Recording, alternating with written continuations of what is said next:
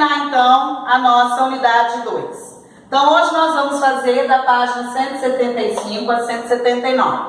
Além disso, eu vou enviar para vocês também um arquivo em PDF explicando should e must e have to. Essa matéria aqui já é referente à nossa unidade 3, tá? Então eu preciso que vocês copiem para na próxima aula eu já poder explicar, tá bom? Então vocês vão estar recebendo esse arquivo também para já copiar a matéria da unidade 3, tá? Então vamos lá agora na parte, para a gente terminar a nossa unidade 2.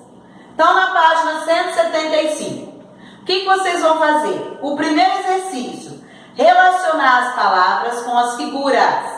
Então nós temos aí vários problemas de saúde: backache, cold, cold, earache, headache, stomachache, toothache e fever. Então vocês vão olhar pelo que a pessoa está sentindo, qual é a dor que ela está tendo, qual é o problema de saúde que ela está tendo, tá? Então vocês vão relacionar aí as palavras, né, com as figuras aqui, ver qual é o problema de saúde que cada um tem.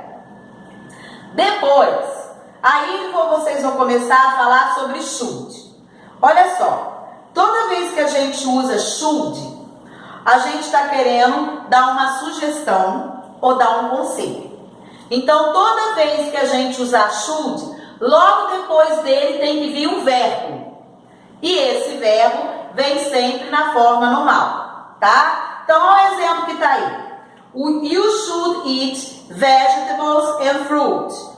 You shouldn't eat junk food. Então, quando na primeira frase eu usei o should, eu estou dizendo o que a pessoa deve fazer, mas você está dando um conselho, uma sugestão. E quando eu usei o shouldn't, você está querendo dizer o que a pessoa não deve fazer. Também no sentido de conselho ou sugestão. E note que tanto depois do should, quanto depois do shouldn't, tem que vir o verbo. Nesse caso aí usou o verbo eat. E esse verbo vem sempre na forma normal, tá? Então, tanto o should quanto o shouldn't, ele tem que vir acompanhado por um verbo, e esse verbo vem sempre na forma normal. Você vai usar o should quando você dá um conselho que a pessoa deve fazer determinada coisa, e o shouldn't quando não deve, tá bom? E aí, o que vocês vão fazer? Vocês vão relacionar as frases. Então, aqui tem o começo, e você vai relacionar o final, tá? Ele está falando o problema, e você vai ter que ligar qual é o conselho ou a sugestão para esse problema, tá bom? Então, aqui é para ligar, tá? Então, presta atenção. O que a pessoa está falando que ela tem, para ver qual é o conselho que vai dar. Ou seja, o que a pessoa deve fazer, tá? Ou não deve também, ok? Depois, na página 176, você tem um texto, e aí vocês vão responder sobre esse texto aí, tá? Então, presta atenção direitinho aí o que vocês vão responder, de acordo com o texto, tá? O que ele está falando? Primeiro, describe Chicago, para você descrever Chicago. O que ele falou ali, tá? Depois, define the Divergent Trilogy, é para você definir a Divergent Trilogy. O que ele falou sobre ela? Designates what kind of story it is. Que tipo de história é essa, tá? Depois, identify the readers of the trilogy. Quem são os leitores dessa trilogia? Calls the other books from the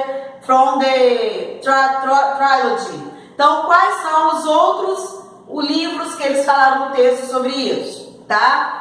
E depois, which words or expression does the author use to describe the book? Quais são as palavras ou expressões que o autor usou para descrever o livro, tá? Então, tudo isso você vai tirar do texto, tá bom?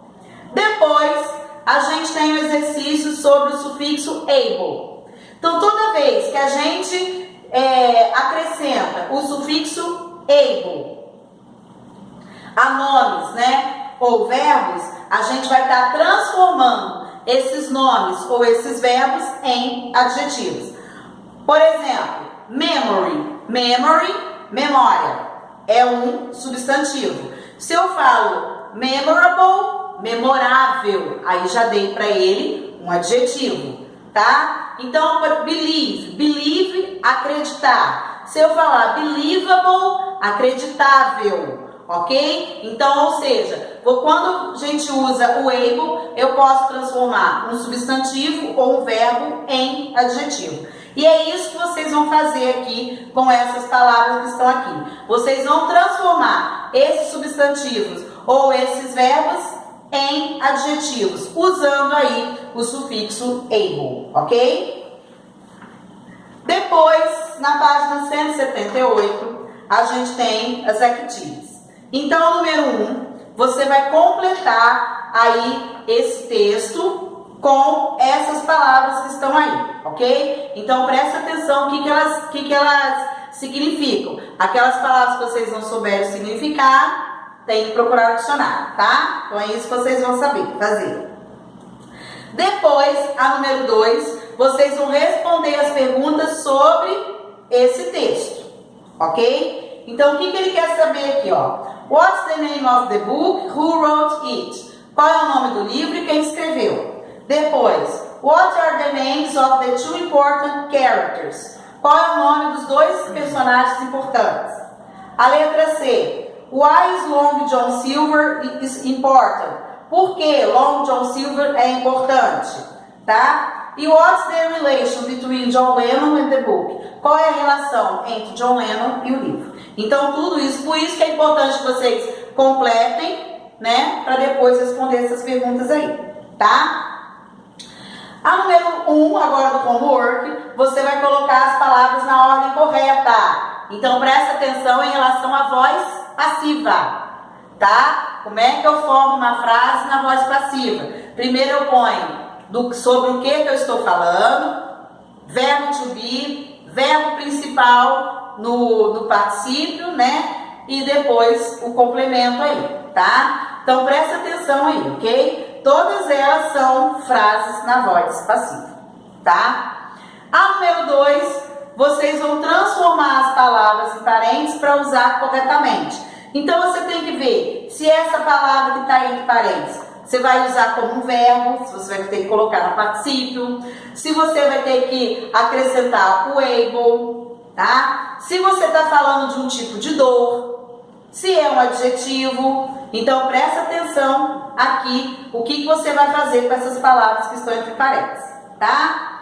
E no último exercício, você vai ver aí esse cartoon que está aí e vai marcar a resposta certa, tá bom? Então, lembrando aqui, que aqui a gente está vendo a voz passiva, né? A gente viu aí a voz passiva agora no passado, tá? A gente viu aí os tipos de problemas de saúde, o uso do should e o uso do sufixo able, ok? Então, façam aí esses exercícios. Se vocês tiverem qualquer dúvida, é só perguntar, tá? Depois eu vou chamar vocês para a gente poder fazer a correção, ok? E não esqueçam já de copiar a matéria da unidade 3. Tá bom, nono ano? Bye, bye!